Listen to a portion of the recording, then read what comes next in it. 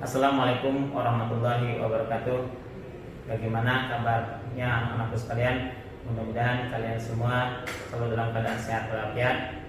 Baik anak-anakku sekalian, berjumpa dengan saya di kelas 8. Mungkin kalian di kelas 7 tidak berjumpa dengan Bapak. Sekarang di kelas 8 kalian berjumpa dengan Bapak. Pasti di antara kalian sudah ada yang paham, ada yang kenal dengan Bapak, mungkin ada juga yang belum atau belum kenal dengan Bapak. Baik, nama Bapak Ikri Nurul Yakin. Sekarang Bapak akan belajar tentang IPA Fisika.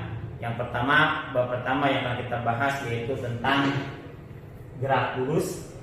Yang akan kita bahas yang pertama adalah pengertian gerak lurus. Kalian fokus saja ke layar. Selanjutnya, coba kalian perhatikan. Seorang anak membawa buku.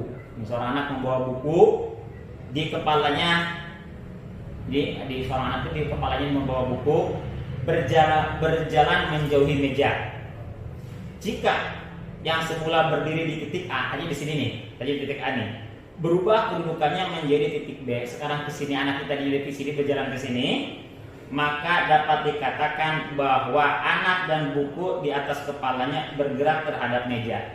Jadi yang tadinya di sini ke sini berarti dia si orang anak itu bergerak ya, bergerak berhadap meja sebagai titik acuan. Di titik acuannya meja nih.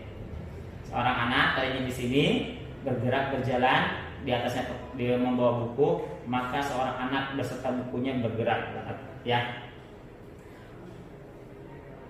Nah, dilanjutkan lagi. Bagaimana dengan buku yang ada di atas kepala anak? Ya.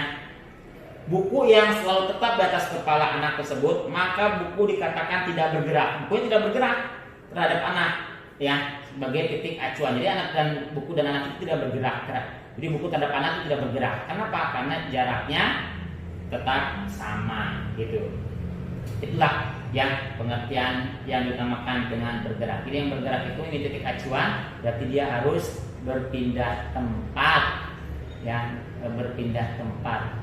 Nah, sebagai titik acuannya ini ke sini. Sedangkan ini buku dengan anak tidak bergerak. Kenapa? Karena misalkan seorang anak sebagai titik acuan, bukunya apakah berpindah nggak buku dengan kepala anak? Tidak, tetap. Nah, makanya ini disebut. Jadi kalau seorang anak dan buku terhadap meja, maka dia bergerak. Tetapi kalau buku terhadap anak, dia dikatakan tidak bergerak. Kita lanjutkan lagi. Jika kamu berada di dalam mobil, sedang bergerak, kemudian menengok keluar jendela mobil, bagaimanakah keadaan pohon-pohon atau benda-benda yang kamu lihat di dalam mobil?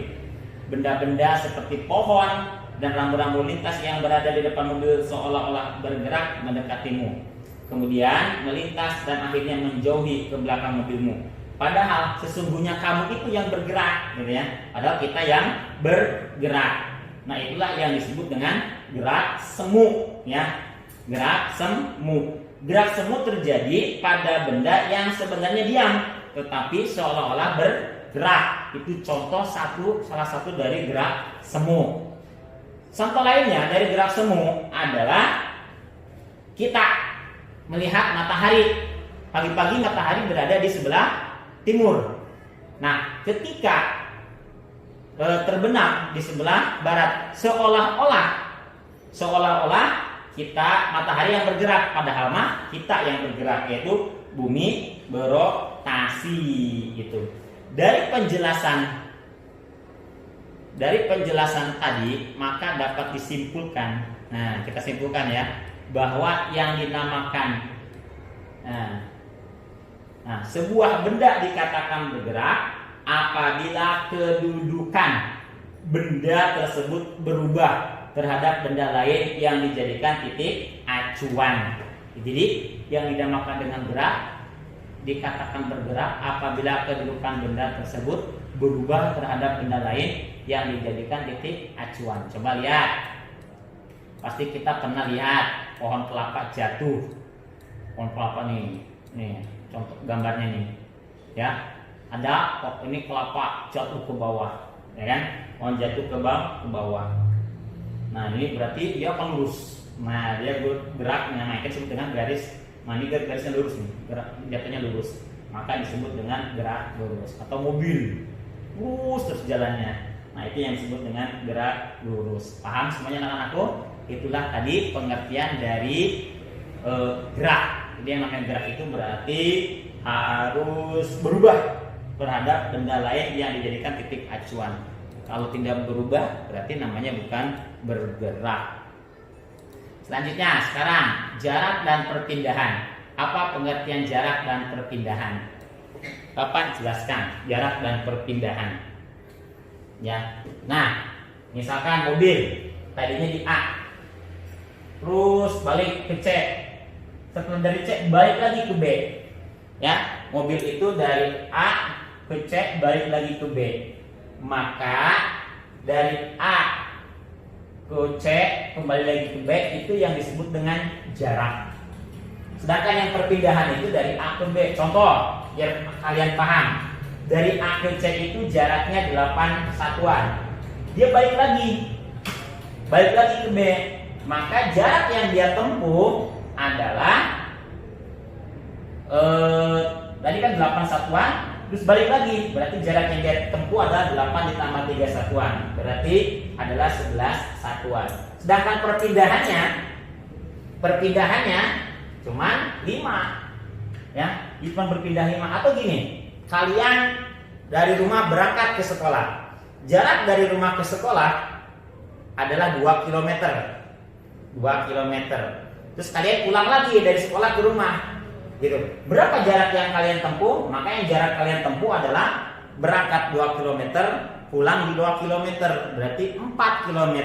Tetapi perpindahannya, karena kamu tadinya di rumah kembali lagi ke rumah, maka tidak terjadi perpindahan. Gitu ya. Paham ya? Itu antara jarak dan perpindahan. Jadi jarak itu berapa yang dia tempuh. Sedangkan kalau perpindahan itu pindahnya berapa meter. Kalau dia balik lagi ya pada semakin dekat gitu ya. Lanjutkan lagi. Kita lihat ke contoh dalam bentuk kita lihat contoh dalam bentuk soal seperti ini biar kalian paham. Ya, ini untuk membedakan antara jarak dan perpindahan. Ini untuk membedakan jarak dengan perpindahan. Sebuah mobil bergerak ke arah utara. Lihat. Sebuah mobil bergerak ke arah utara 3 km, kemudian berbelok ke arah timur. Pertama ke utara, dari A ke B, terus ke timur. Ya, ini 3 km.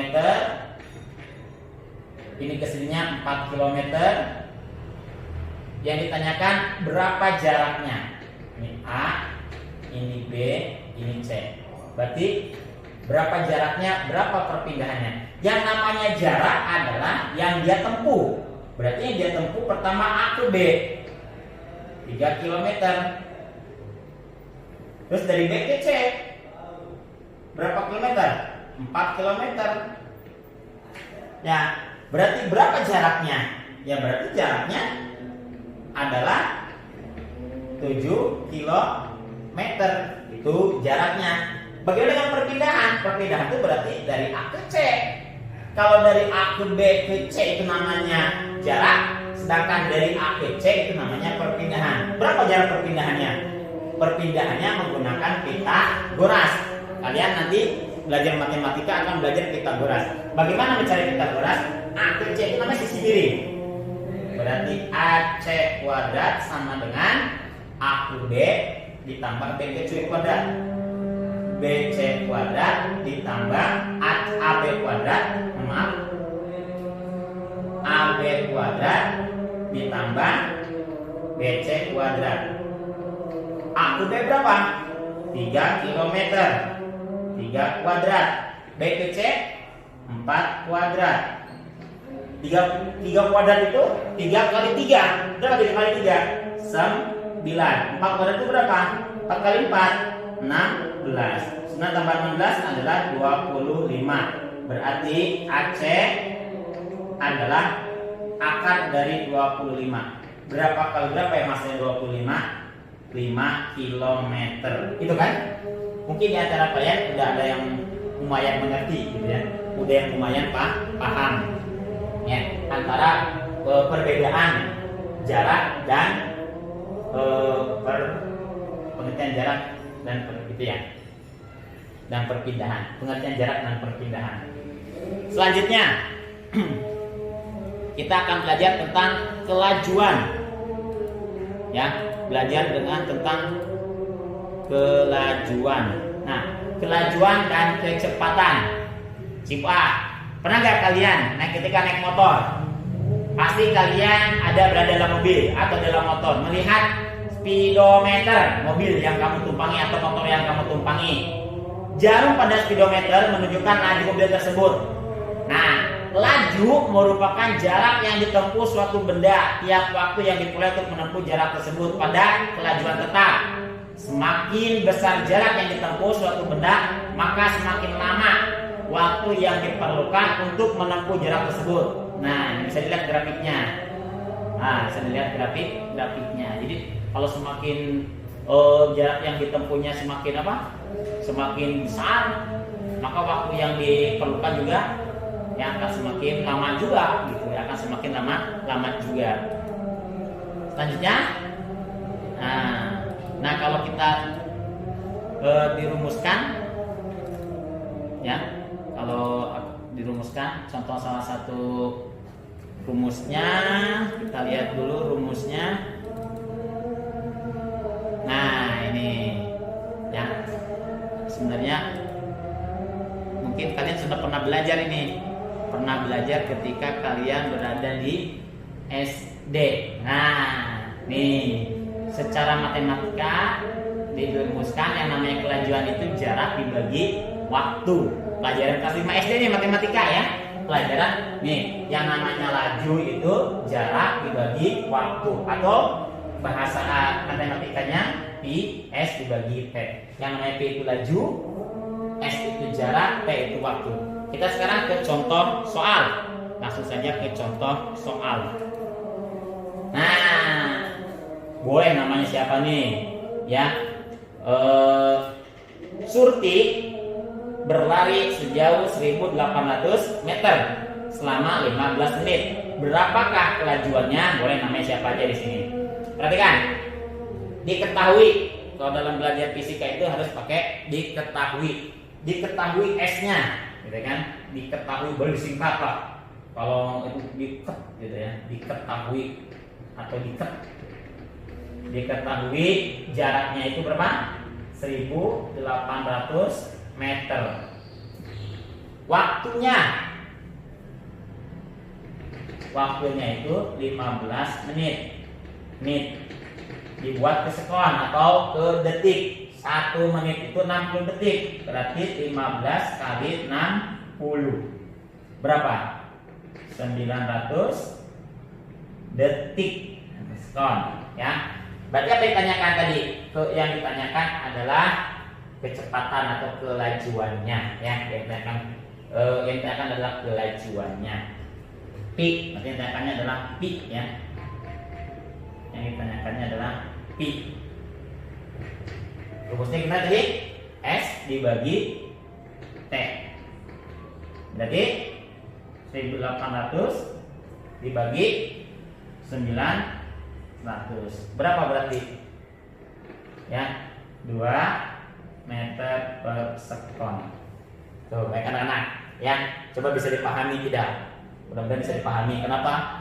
Karena saya yakin anak-anakku sekalian dulu di kelas 5, kelas 6 SD ini pernah belajar, yaitu di bab perbandingan.